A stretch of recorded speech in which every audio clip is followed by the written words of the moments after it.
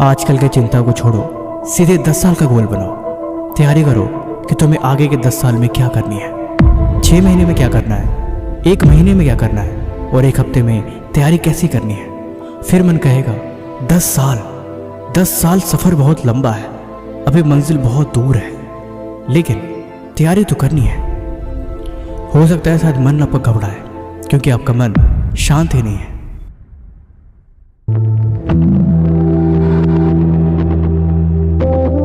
क्या हो गया है तुम्हें क्या हो गया है? आपको खुद से एक सवाल करने की आवश्यकता है। कहाँ गया आपका पीस ऑफ माइंड इस दुनिया में, इस जिम्मेदारियों के पीछे? ये जरूरी है। मन आखिर शांत क्यों नहीं रहता? मन में हमेशा उथल पुथल क्यों रहती है? जिंदगी में शांत रहना इतना जरूरी है जितना कि जीने के लिए सांस लेना। लेकिन लोग इस बात को समझ ही नहीं पाते। आप स्टूडेंट हैं, आप जॉब करते हैं, बस आप मेरी बातों को ध्यान से अंत तक सुनिए। आपको महसूस होगा कि आपके मन की शांति कहीं गुम हो गई है, उसे वापस लाने की आवश्यकता है।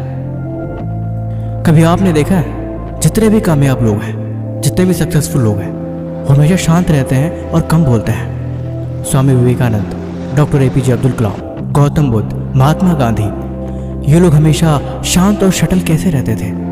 हमेशा चेहरे पे एक असीम शांति, एक मीठी मुस्कान और दिल में अपार असंभावनाएं। ये बात सही है कि जो जितना ज़्यादा बोलता है वो उतना ज़्यादा अंदर से अशांत होता है। ज़्यादा बोलने वाले की यही एक खास निशानी है कि वो अंदर से बिल्कुल उसके अंदर उथल पुथल हो रखी है, उसका माइंड सेटल नहीं है। एक स्टूडेंट जिसको एग्ज़ाम देना है, जिसको अपना भविष्य संवारना है, और वो खुद से ही खुद के मन में उलझा पड़ा है।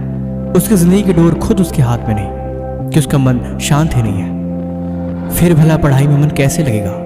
एकाग्रता कैसे मिलेगी? कैसे वो कंसंट्रेट कर पाएगा और कैसे वो चीज़ों को समझ पाएगा? ये चीज़ें कभी हो ही नहीं सकती। वो चाहे जितना मर्जी उतना कोशिश कर ले, चाहे जैसे मर्जी वैसे आजमा ले, लेकिन वो कभी भी अपने ध्यान को लगा ही नहीं सकता। घबराने से, परेशान होने से कभी कोई प्रॉब्लम सॉल्व होती ही नहीं है। प्रॉब्लम सॉल्व होती है शांत मन से। ये ठीक वैसे ही है जैसे एक नदी में हलचल हो तो आप उसमें अपना चेहरा देख ही नहीं सकते। जब तक पानी शांत ना हो, पानी स्थिर ना हो, तब तक आपको आपकी परछाई उसमें नहीं दिखेगी। इसलिए मैंने वीडियो के स्टार्टिंग में बोला 10 साल के लिए गोल बनाओ। ये डिसाइड करो कि तुम्हें आगे वाले 10 साल में क्या करने हैं, 1 महीने में क्या करना है, 6 महीने में क्या करना है और 1 हफ्ते में क्या करना है और 1 दिन में कौन सी तैयारी करनी है। अब बताओ तुम्हारा मन इस तैयारी करने के लिए कितनी मेहनत करेगा? क्या आलस आएगी या सिर्फ काम को कल पे डाला जाएगा? तब तुम्हारा मन ऐसा काम नहीं करेगा। अगर वो सपना सच में ताकतवर है, सच में उस पर दम है, तो यकीन मानो तुम्हें अपनी मंजिल मिल चुकी है। लेकिन वो बड़ी खास होनी चाहिए। वो इतनी खास होनी चाहिए कि तुम्हें उस पर काम करने के लिए दिन रात सुबह शाम देखने की जरूरत ही न पड़े। जब भी मन करे तब भी तुम उठ के उस काम में लग जाओ, चाहे वो पढ़ाई हो चाहे कुछ भी हो, बस कुछ खास होना चाहिए। तुम्हें महसूस होगा कि 10 साल का सफ़र बहुत लंबा है। 10 साल में तुम्हें असीमित दूरी तय करनी है और उस मंजिल तक पहुंचने के लिए तुम्हें हर एक दिन, हर एक हफ्ता, हर एक महीना कुछ न कुछ करना पड़ेगा।